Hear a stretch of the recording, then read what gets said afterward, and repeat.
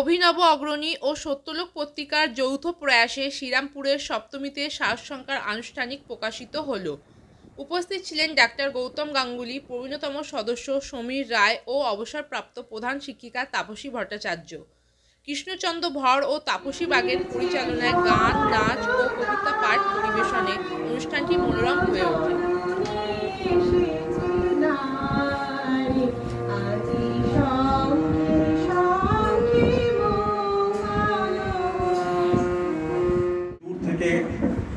নিশ্চয়ই তাঁরই সৃষ্টি এই সাহিত্য সভা তিনি দেখছেন এবং আমাদের শক্তিও যোগাচ্ছেন। তাকে সকলের পক্ষ থেকে আমরা আমাদের অন্তরের শ্রদ্ধা নিবেদন করে এর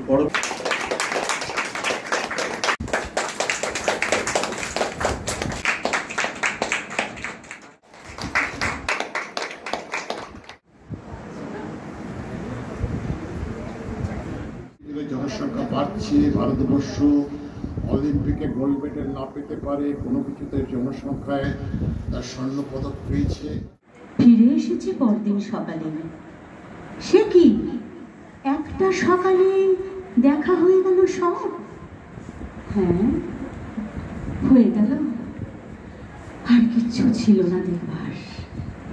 কি ব্যাপার কি বলুন তো, কিছু কি হয়েছিল আপনার? হ্যাঁ, হয়েছিল। বন্ধু, আমি সকলেরই, কারোরই সঙ্গী আমি হতে পারিনি, কারোর মন জয় করতে পারিনি। ভেবেছি শুধু নীলাকাশী আমার প্রাণ, ভেবেছি প্রত্যেক ঋতুই আমার জীবন। মা মহামায়াকে যেন আমন্ত্রণ জানায় মর্তলোকে আসা। মদল ফুলন বাজারে হারিয়ে কিলা চুরি সন্তির জংলারে মঙ্কু মদল মংলারে মুই পুরিব তপে মরিব যারে। অস্থির মেঘ ভাঙা বৃষ্টিতে কলকাতা ভাসলো, জীবন যন্ত্রণা যেন আরো বাড়তে লাগলো।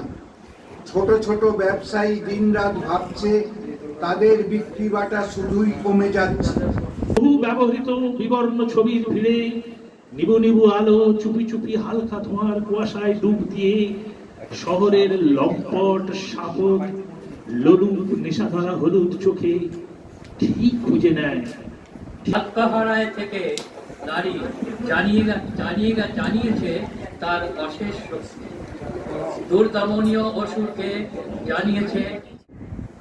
কোনো পুজোই নেই বা ঘুরে ঘুরে অবসান, দিন থেকে সাবে কি কিছুই না, কিছুই রয় না বাকি।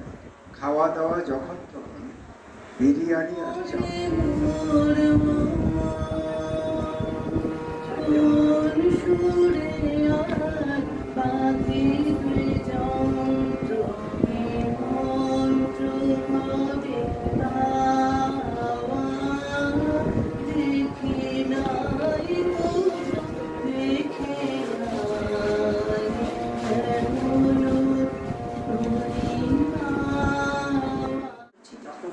পেয়ে গেছি উষ্ণ গরম। আমি তখন ঘুমিয়ে পড়ি।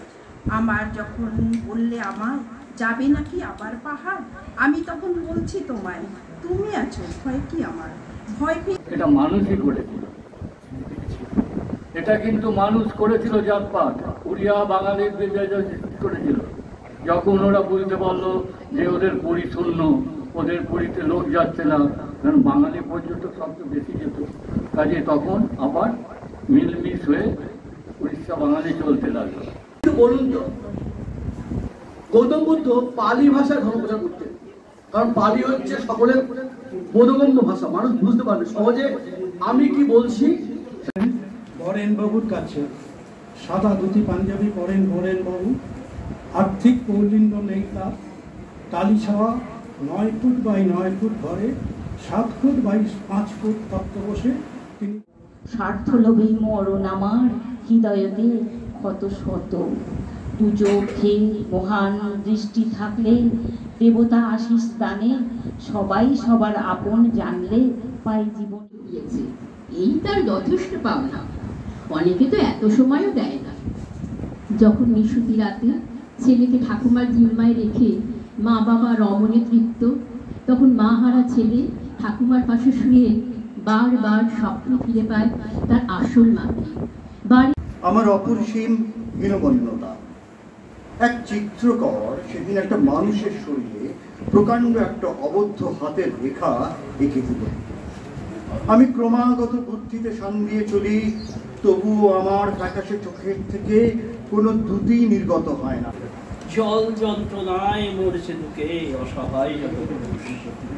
আধুনিক শুধু সোশ্যাল সাইটে গোল্লা নগর প্রকল্পে এই জলকে লাগাতে পারে না সৃজন সাধন সংকল্পে। এবার বরং দুই ছেলেরাই আসুক, রসাতলে জগৎ যায় যা।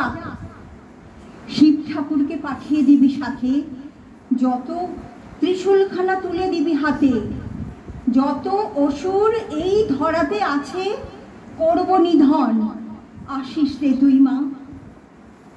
সিঞ্চলতে গুণরাঙ্গ ভুবন গুণরাঙ্গ ভুবন কনকল সকল সিন্ধু জলৈরন সিঞ্চলতে গুণরাঙ্গ ভুবন গুণরাঙ্গ ভুবন ভজতে সকিং সচি কুচ কুম্ভতটি পরলম্ব সুখানুভবম সুখানুভবম ভজতে সকিং সচি কুচ কুম্ভতটি পরলম্ব সুখানুভবম। সবার বক্তব্য সবাই শুনলেন, এটা আমার খুব ভালো লেগেছে এবং প্রত্যেককে শারদীয়ার শুভেচ্ছা এবং প্রত্যেকে ভালো থাকবে সুস্থ থাকবে এই বলে আজকের এই অনুষ্ঠান আবার শেষ করলাম।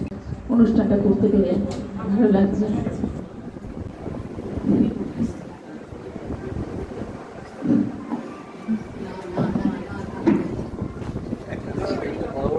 আমার আশীর্বাদ মাথায় আছে, কাজটা সফলভাবে করতে পেরেছি, অবশ্য সফলভাবে করতে পেরেছি কিনা সেটা আপনারাই বলবেন।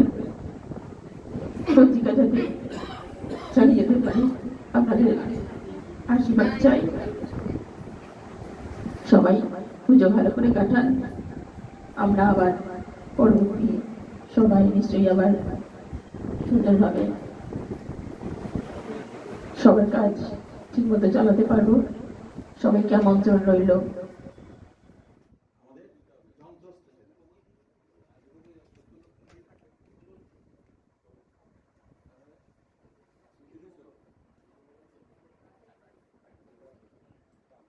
উপস্থিত সকলকে শারদীয় শুভেচ্ছা জানিয়ে একটা কাকতালীয় ঘটনা বলি। আমাদের মাস্টারমশাইয়ের সঙ্গে এবারে আমার প্রথম যোগাযোগ হয়। অনেক গান রেকর্ডিং করে আমাকে শুনিয়েছেন, পাঠিয়েছেন। পরবর্তী স্তরে পরিচয় নিয়ে জানা গেল যে আমরা দুজনেই একই বয়সী এবং একই সময় আমরা রিটায়ার করেছি এবং দুজনেই স্কুলের শিক্ষকতা করছি। এটা জেনে আমার বুকটা আনন্দে ভরে গেছিল। তারপরে এখানে আসবার জন্য একটা আপ্রাণ চেষ্টা করেছিলাম। যারা